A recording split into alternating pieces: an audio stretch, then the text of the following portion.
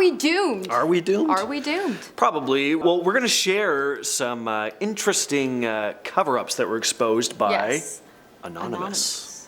Let's say it right. 3, 2, 1. Anonymous. All right, first up, we have some emails from the Texas Chief of Police, and they aren't pretty. The emails were leaked by the Anonymous organization in 2011 in retaliation after one of their members, Topiary, which is his pseudonym, was arrested and charged with unauthorized access of a computer, encouraging or assisting criminal activity, and conspiracy to launch a denial of service attack against a serious organized crime unit. For a while after the arrest, the organization went silent, but soon they came back and explained that their silence was a result of their focus, and that since Topiary went to jail, they had been spending most of their time searching through the Texan police servers. And it appears that they found what they were looking for. A bunch of emails. Racist, bigoted, homophobic emails. The first of which starts with the line, "That stupid who started that stolen car chase at Yale got what she deserved." And then he goes on to make some comments about her appearance that I will not be repeating. In another email, he described his thoughts on a certain religious group and his belief that they are all inbred and unreasonably brutal. I couldn't find any information on whether or not he received any kind of punishment for his misconduct, but if you can, please let me know in the comments. Next up, we have the Iranian Green Movement. So the presidential election in Iran in 2009 was pretty rocky, to say the least. Many of the Iranian public were highly critical of the re-election of Mahmoud Ahmadinejad, believing the election was rigged.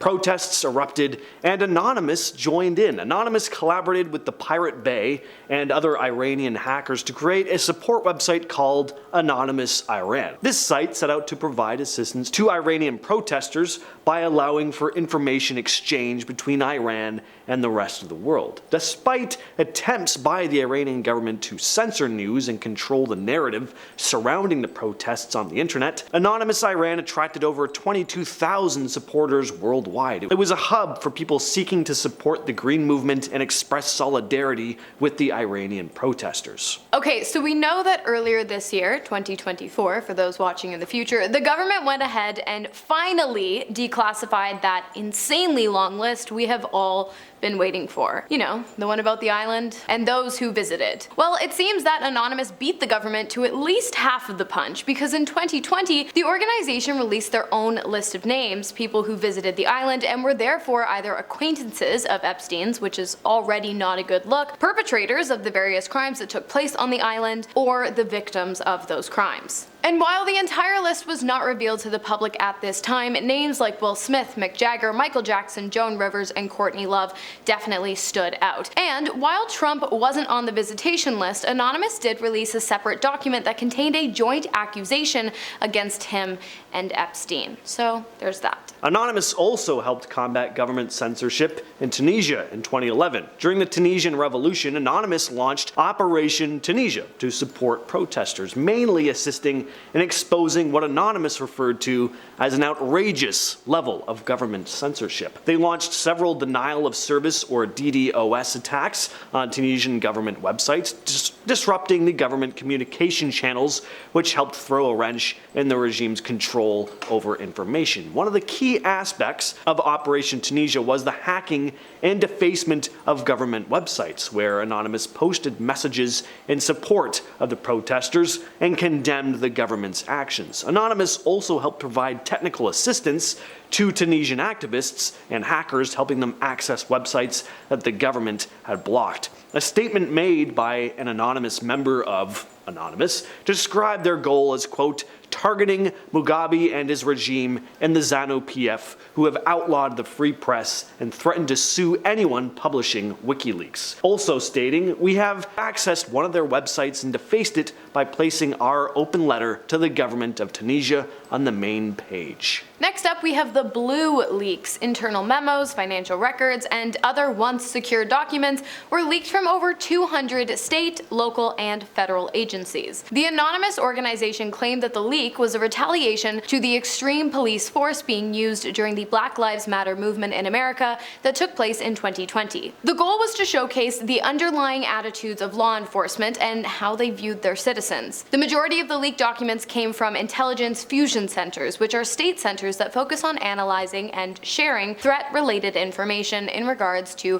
major urban areas. Former FBI members were also hacked, and in total over 50 gigabytes of data from various files and from various organizations were released, showcasing the legal but misconduct of officials in positions of power. Instances of phone tapping, misuse of investment funds, security breaches, and censoring were all mentioned in the documents, and of course, much more. I mean, there were over 200. Operation Payback. If there's one thing Anonymous has taught us, it's do not mess with WikiLeaks. Anonymous will come down on you like the hammer of Thor, and that's exactly what happened in December of 2010. In response to the US government's demand for WikiLeaks to cease releasing top-secret diplomatic cables, a whole bunch of companies that had previously supported WikiLeaks turned against the website. These companies froze WikiLeaks accounts and shut down its servers, so Anonymous intervened by declaring war on Visa, MasterCard, and PayPal.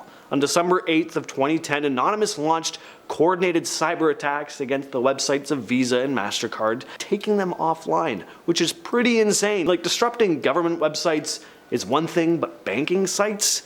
That is next level. Next up, they were banking on their cybersecurity, but they just couldn't hack it. Honestly, you guys, I can't help myself. I feel like Phil Dunphy is my spirit animal. But back to the Bank of America. In 2011, a big year for the organization, communications between staff at the bank's insurance subsidiary, which stated plans to delete sensitive company documents, were released to the public by Anonymous. The documents appeared on WikiLeaks for a short time, but were removed from the internet soon after. Anonymous claimed that the documents proved that the Bank of America had been engaging in improper mortgage foreclosure practices, meaning that the bank was actively taking advantage of those who were struggling to make their mortgage payments on time, and they weren't taking the proper steps towards notifying their clients or providing proper financial advice and assistance.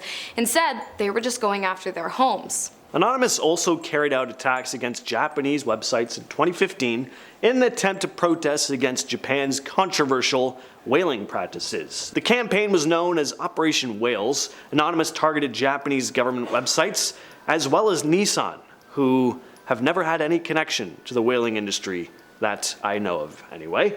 It all started in December of 2015 when Japan announced it would be resuming its whaling practices in the Antarctic after a year-long hiatus, when the International Court of Justice ruled that Japan stopped the hunts. Anonymous then sprung into action, and by the 20th of December, they'd taken down 97 websites, from government sites, whaling groups, news sites. The goal, of course, was to raise awareness about whaling, all part of a bigger effort to pressure the Japanese government to end its whaling activity, which a good number of folks view as just inhumane. They did help draw some attention to the issue on a global scale and sent a message to Japanese authorities and people around the world about the urgency of addressing the practice of whaling. But it is still very much a thing today. Next up, there's no justice in justice. Well, the Justice Department, that is. In 2012, the anonymous organization stole 1.7 gigabytes of data from the United States Bureau of Justice Statistics server and posted online for download. The group claimed that the reason for the leak was to showcase the corruption of the Bureau and the government as a whole. The documents included statistics and an in-depth analysis on crime, criminal offenders, victims of crime, and the operation of justice systems at all levels of government. Of course, you can imagine discrepancies regarding age, race, ethnicity, and class were incredibly obvious in the documentations. Again, as far as I can tell, the leaks have been removed from the internet at this point in time, but in reality, the internet is forever, so I'm sure that if you look hard enough, you will find them.